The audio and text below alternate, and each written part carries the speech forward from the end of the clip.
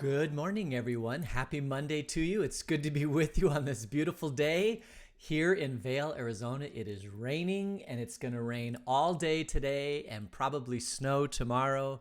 And if you're like me and you love to see weather in Arizona, this is a great time of year. When we lived in Denver, I would always dread the snow because it meant I had to shovel the sidewalk off, and sometimes it meant that school was closed. Sometimes it came in feet of snow, and that could cause a problem. But here in Arizona, in Phoenix, or in Tucson, well, Vail, it is just wonderful to basically have weather. It's one of the most wonderful things, and I love weather, and I love it when it's like this. So I'm just turning off my phone so that it doesn't ring, and let's see. I hope you had a good weekend. I certainly did. It was a beautiful weekend. We worshipped live in person on Sunday for many people, and it was raining. So the people that we're greeting were getting a little bit of rain on them. They had umbrellas. So thank you for braving the storm and being out there in the elements for the one time a year or two times a year that we have to deal with that here in Vail. Let's see. Birthdays. We do have two birthdays today. One of them is Liliana Cannon. I don't know how old she is, but she's probably, I'm guessing she's 8 or 9 or something like that. Happy birthday, Liliana. Hope you have a wonderful day. And Jennifer Lewis, happy birthday to you. I hope you have a wonderful day also. So those are the two birthdays on today. And January, tomorrow, not tomorrow, but Wednesday, I have a brother that has a birthday in a couple days. So I have to make sure I call him on his birthday. And his birthday is a month before mine is. So I kind of remember it because of that. Although it's a month and a decimal. Anyway, that's neither here nor there. As far as other things, it appears to me when I look at the Arizona Department of Health Services data that we are definitely in the middle of a second surge. We have been since about January 5th. Let's see, do I have that? Yeah, so here we are. January 5th is right here. This was the first surge that kind of happened around the time of July 13th. And this is the second surge that looks like it peaked at around January 5th, which was 19 days ago. So assuming that the reporting is correct and up to date on this, it looks like we're kind of past the peak or maybe in the middle of the peak of the second surge. And that should be coming down. And then a third surge may happen. Let's see, this surge happened August, September, October, November, December, January, in 6 months. So if we could get everybody vaccinated over the next 6 months, perhaps there won't be a third surge. And that would be really, really nice because there's lots of things that we would like to do in our life besides sitting at home sequestered for this whole coronavirus thing. That is for sure. Let's see, what other announcements do I have? I don't really have any other announcements except that we are looking at launching worship, which means that we've been doing worship. We've been doing a kind of a short version of worship. We get together, we don't sing because apparently that spreads the coronavirus. So we go and we listen to some music, and then we have a sermon, there's communion, and then we listen to a song, there's communion, and then there's a sermon, then we go home. It's the whole thing never lasts more than about 35 minutes because it's not only viral load, but frequency of viral load. So we're trying to keep everybody as safe as possible. The last thing I want is for anybody to come to our church and say, I got COVID because of our church. So we limit the number of people that come in, and we limit the length of the service. We limit what we do. But what we're thinking about then is that on November 7th, which is quite a bit of time from now. It's about 10 months from now, but it's the 16th anniversary of when we first launched worship at Christ Lutheran Vail back at Cienega High School. On that weekend, and starting in November and December, we're going to launch big, and we're going to have lots of fun things associated with November, December. So keep your eyes posted for that. We're going to be rolling out a plan on kind of how to get to that point. which will be wonderful. So hold out until then. We may still do some things before that, but actually like launching to the community and having a big presence in the community and say, come on in. We're taking a bold step of faith that says that by November, the first weekend of November, we will have this thing licked, this whole entire coronavirus thing. So now that plays into what we're going to talk about today. So I'm not going to say we're going to have it licked. I'm going to say it this way. If the Lord wills and if the Lord directs and the Lord allows, we'll have it licked. How about that? Because that's actually the topic of what we're going to talk about today in James.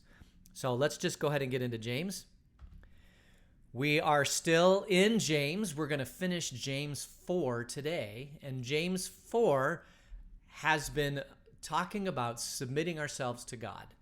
It shouldn't be our will that's done, but it should be God's will that's done. And that ties in with what we're going to talk about at the end of James, beginning in chapter 4, verse 13.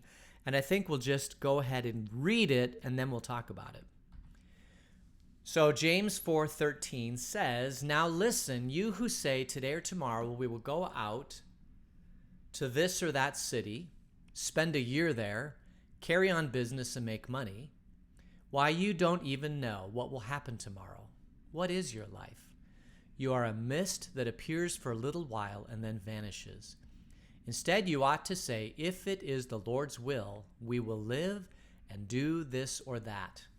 As it is, you boast in your arrogant schemes, and all such boasting is evil. If anyone then knows the good they ought to do and doesn't do it, it is a sin for them." All right, so there is so much to unpack here. I don't even know if we'll be able to get through it all today, but we will do our level-headed best to do that. If the Lord wills, we will get through it today. How's that? So if anybody says today or tomorrow we're going to go to this or this city and carry on business and make money, what does that sound like? That sounds like the American dream, does it not? As a matter of fact, the whole entire system of American commerce is based upon somebody saying, I have a plan. I'm going to go to this city, or I'm going to go to that city. I'm going to do this sort of thing. And when I do this sort of thing or that sort of thing, everything's going to work out well. It's going to be wonderful. I have a plan for that.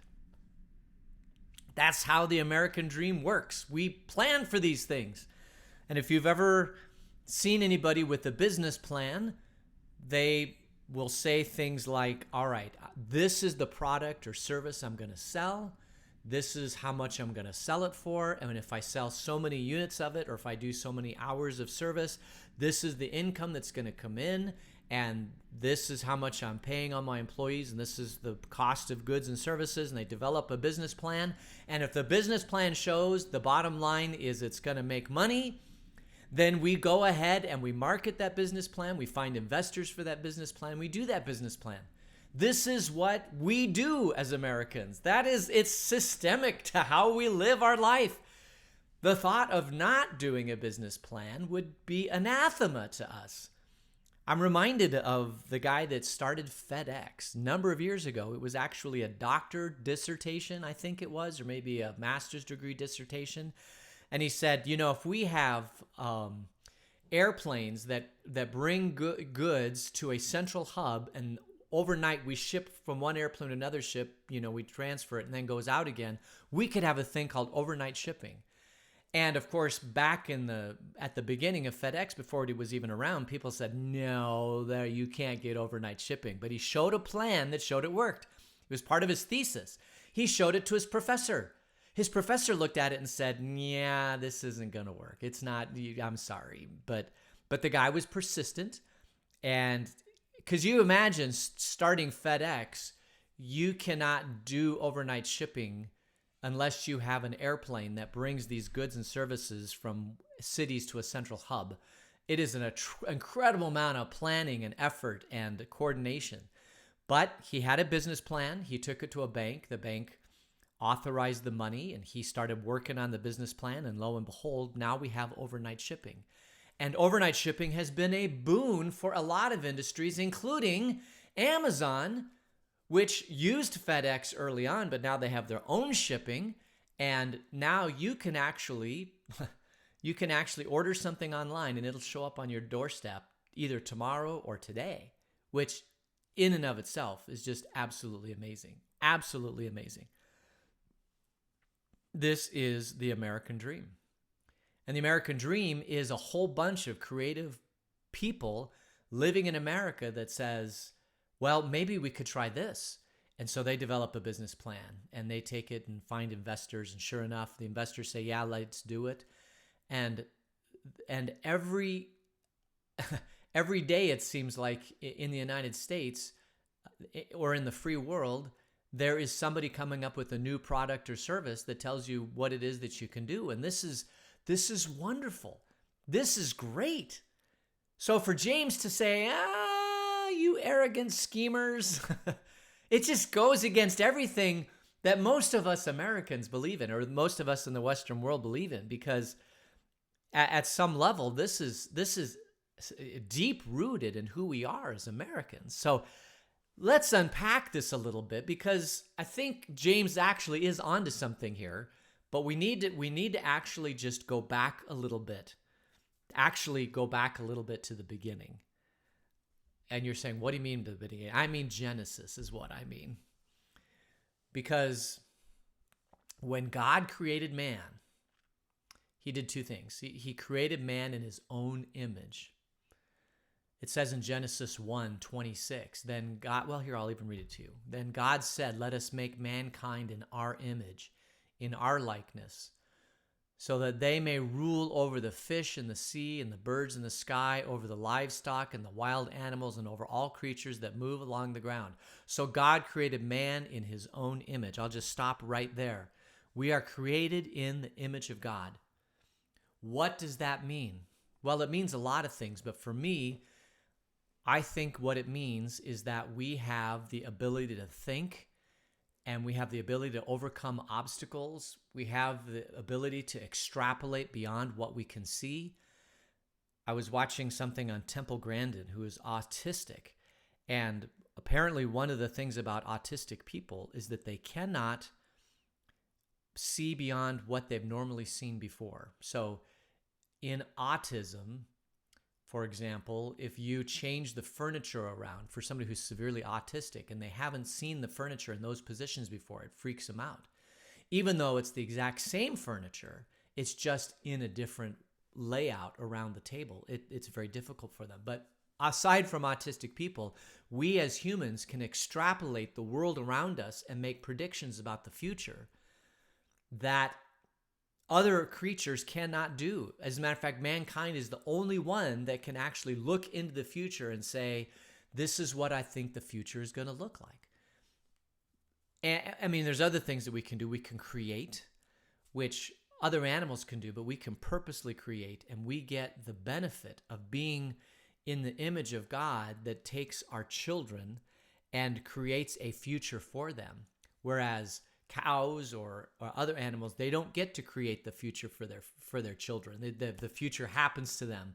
But in humankind, we actually get to, in a sense, be like God to our family, to our children and to our spouses and all that sort. We get to not only create life, but we get to create a future for that life, which is just absolutely fantastic. No other animal gets to do that. God created us in his image. And that means that we get to procreate and we get to create a future, which is just amazing, absolutely amazing. So God created mankind in his image. Let's keep reading. In the image of God, he created them. Male and female, he created them. Just really briefly, that in order to procreate, you have to have the male of the species and the female of the species, and then you get to procreate. If you don't have a male and a female of the species, you cannot procreate. So at some level, if you do not have a male and a female coming together to procreate, you are not fully experiencing the joy that God has for you in your life. That is part of being created in the image of God, is you get to create life. Not only do you get to create life, but you get to create life out of your own DNA. I mean, just think about that and how beautiful and how wonderful that is. And I will say as a parent that the most beautiful, wonderful thing of my whole entire life was being able to raise my children, being able to have children out of my own DNA and then raise them and continue to raise them to be I don't want to say master. I don't want to say God. I mean, just create a future for them, to be able to mold and shape and create a future for them. It is one of the greatest joys in life. And I tell everybody, this is the greatest joy in life, is to be able to do that. So anyway, then we'll go into verse 28 of Genesis, which says, God blessed them and he said to them, and this is the key verse, be fruitful and increase in number. Then fill the earth and subdue the earth. Rule over the fish in the sea and the birds in the sky and every living creature that moves on the ground. So this is a command from God. It's not a hard command at all. Be fruitful and multiply is not a hard command. Increase in number, not a hard command. Fill the earth, not a hard command. Subdue the earth. It is not a hard command because we're created to subdue the earth. We are curious creatures. We want to know how the earth is made and how we can make the earth better. But both of these things, we talked about this in Genesis, but we did a Bible study in Genesis earlier. So if you haven't listened to that or seen that, that's also available online. But basically, when we came to this, it's basically the whole purpose of mankind is to be fruitful and multiply and subdue the earth. If you do both those things, they are in conflict with one another. Because the more we are fruitful and multiply, the more we put a strain on the resources that God has provided on this earth. So, for example, we're kicked out of the Garden of Eden, and there's all these fruits and vegetables outside the Garden of Eden, and we start eating them, and all of a sudden, now we've got more people, there's less fruits and vegetables on the trees, so we have our choice. We can go out and find more fruit and vegetable trees, or we can compete and be angry with the fruit and vegetable trees that we have. And basically, it puts a strain on the system, and we as humans have to adapt so that we can have a better future. And so we did adapt, and we continue to adapt. And I can't tell you how many times in my life some expert has come along and said, if we don't do X, Y, or Z, the whole human race has failed. We simply cannot, we don't have enough water, we don't have enough food, we don't have enough sunshine, we don't have enough energy, we don't have enough intelligence, we don't have enough educated people, we don't have enough, all this stuff that says basically we live in a static world with fixed amount of resources and fixed everything, and if we continue on our current trajectory, it's all going to fall apart. And yet, isn't it amazing that since the Garden of Eden, we have not fallen apart yet? Wow, how'd that happen? It happened because God created us in his image, and we have the ability to predict and come up with plans and make the future better than what it is. Necessity is the mother of invention. And so we do these things. This is the whole point of the human existence, is to figure it out. So when James says, today or tomorrow, go out in this city and spend a year and carry on and make money. I mean, it seems almost like God commanded us to do this thing. But he says something interesting. He says, you don't know what will happen tomorrow. What is your life?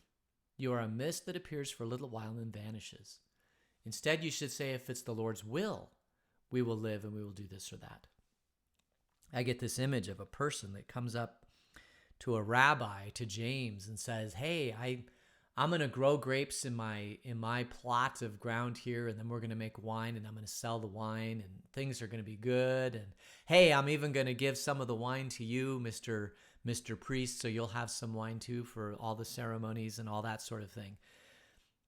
And I can see a couple things. One is I can see this person, if you're not a person that's used to commerce, if you're not used to business plans, then you're going to say, change. We don't want change. Change is bad. No, no, no, no, no. So I could see somebody like that, but I could also see somebody saying, the one thing I don't hear from your plans is if the Lord wills, then he will bless those plans.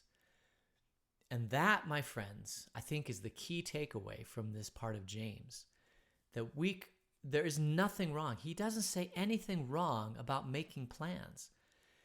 I think we as humans should make plans. We want the future to look better than it is today.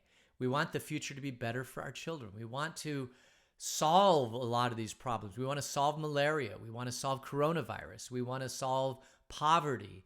We want to solve all these problems that exist in our world. And we know that in order to solve that, we have to come up with a better plan for the future. So we know that this has got to happen. The problem is that all of our plans are subject to the will of God. And we should acknowledge that God's will is stronger and more powerful than our own will. That if God doesn't want it to happen at some level, he can stop it from happening. If God wants it to happen at some level, he can make it happen. Because God also has a plan for this world. It's his plan. And if we're followers of Jesus, our prayer should be, Lord, let my plans be aligned with your plans. It's not, God, please align your will with my will. It's the complete opposite of that. It's, Lord, let my will be aligned with your will. So whenever we as Christians make plans and make business plans and think about business decisions and how we're going to do business in the future, it is awfully arrogant to us to not include God in those plans. As it is, we boast in our arrogant schemes, and the boasting is evil. Man, I think about the people right now in Washington that are coming up with the vaccine and the whole coronavirus thing and all that, and trying to figure out how to distribute hundreds of millions of vaccine doses to the world around us, and how it's all going to stamp out everything about the pandemic, and even me thinking that by November, we'll be through this second wave and it's possible that life could go back to normal.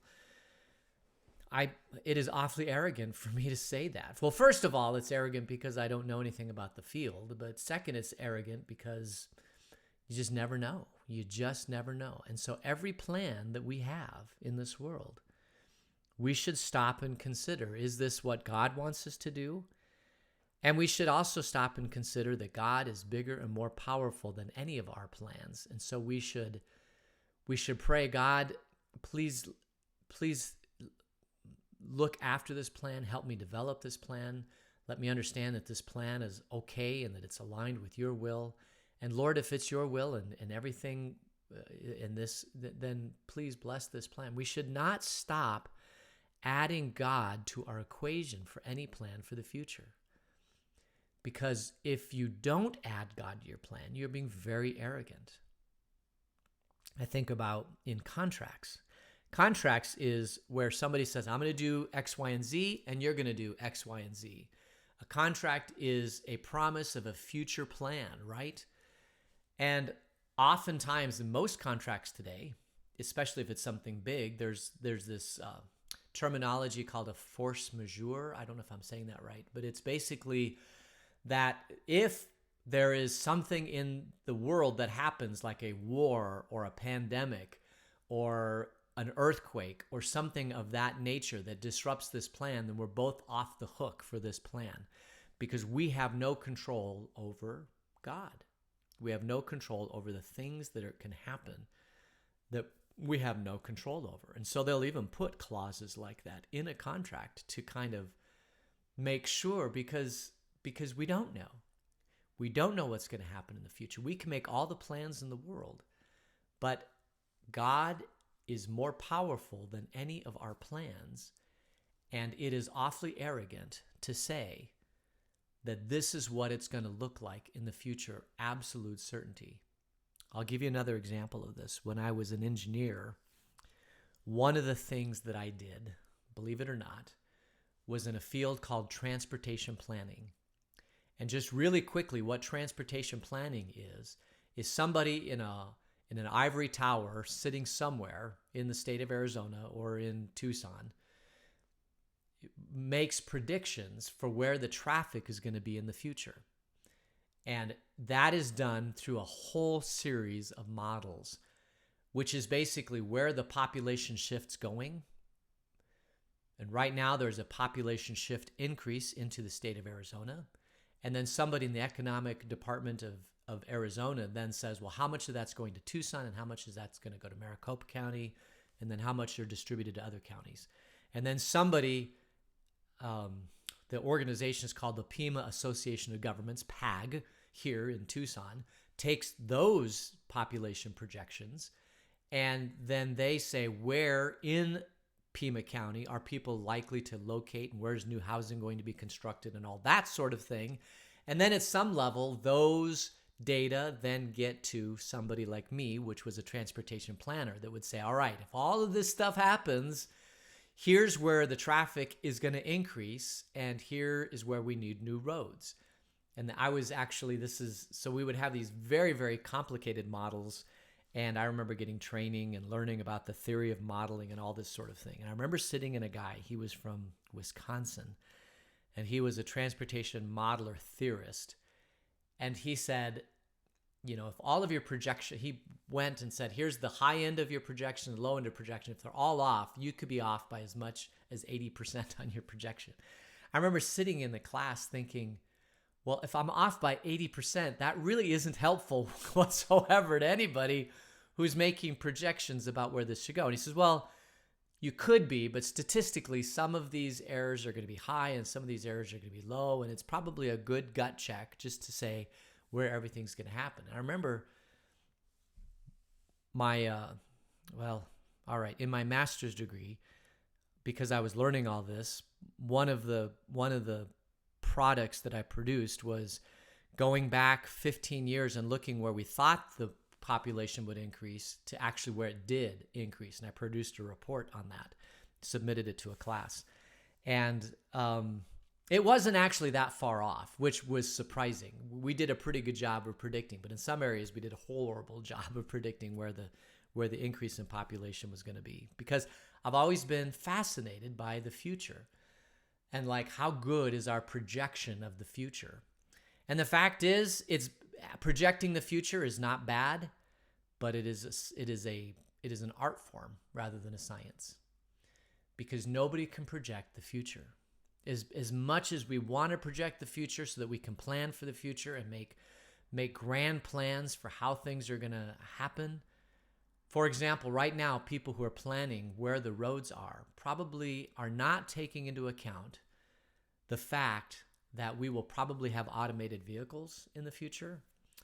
We might have spoke and hub transportation systems because they're going to be more compatible with automated transportation in the future. Like, people won't need to purchase a car. If we could have some sort of transportation system that takes us from Vail to downtown, then all we have to do is get to that hub, take this transportation to downtown, and then get off and use automated vehicles at each end so that we can have, you know, the trip taken care of. Well, do you think they're planning for that in the transportation planning models? I guarantee you they're not, because they just don't think outside of the box in these sort of things. And I'm not blaming them. It's just that nobody can predict. It's easier to project how things are going now than it is to project it might go this way, or it might go that way, or it might go that way. And there's just not enough resources to get us to transportation. I'm sorry, this is getting very, very complicated. I apologize for that. But the bottom line is that you cannot predict the future. There are just too many unknowns about the future. And to think that you can predict the future is an act of arrogance beyond arrogance, because we have some control over the future, but we don't have 100% control over the future. The only one that has control over the future is God himself. And he knows that there are going to be things that are going to disrupt our thinking on the future and what the future is going to look like that we haven't even thought of yet. It's the unknown unknowns, right? It's the things that are so far out there that nobody even thinks about them. It's called the black swan events. There is a thing called a black swan in nature. It's so rare that nobody ever sees them, but they're there. And there are people that look at what are the black swan events. How is the stock market? How are these different things leveraged so that the stock market is healthy? And what are those 1 out of 10 million events that could actually bring the whole economy crashing down? And there are people looking into those things. but they don't even know what it is that could bring down the whole United States or world economy. And to think that we got it all figured out and all planned out is the height of arrogance, according to James. What we should do is make plans because God's told us to subdue the earth, but not leave God out of our plans. We as human beings are just a vapor or a mist. We have no control over anything. And God does. God created the universe. He set it in motion. And then he created us to be populated on this planet. And he's got a big, grander scheme of things that we just, as human beings, have no control of whatsoever. I guess I'll end with this. The people that look at astronomy say there's two ways the universe are going to end. It's either going to dissipate into nothingness, like air coming out of a balloon that just dissipates and dissipates until there's just nothing, or at some point the universe expands, but then it gets to the outer limits and then it starts to come back in again, like a massive shock wave that goes out and then it comes back in again, and all the matter of the universe comes back into one little point, and then explodes again. Either of those things, mankind will not survive. It just won't. The only way that mankind survives either of those two events is if there is somebody outside of the universe that's loving and protecting us to keep us in his grace and in his grip through even the turmoils of the universe. And the great thing is we do have that. There is a God that created us, that loves us, and has promised that he will keep us in his arms and in his grip even long after we die, whether it be for coronavirus or for something else. And that someday he will resurrect us and bring us into his presence and create something even better than what we have today. And that's a promise that he brings, that I cling to. So, and that is a promise, that is a plan for the future that we can plan on, and we do plan on. Everything else, we make our best shot and pray that it's in line with what God has. All right, so I think we'll end it there. That's the end of James 4, chapter 13 through 17. Let's go ahead and close in prayer. Gracious God, in everything we do, align our plans with your plans and keep us ever in your grace until we meet again. In Jesus' name, amen. All right, so that is the end of today, and I pray that God richly blesses you for the rest of the day. Thank you for joining me, and tomorrow is potentially snow. Right now I see some clouds, and I'd love to see some snow tomorrow morning. That'd be great. Hey, we'll see you then. Take care. Bye.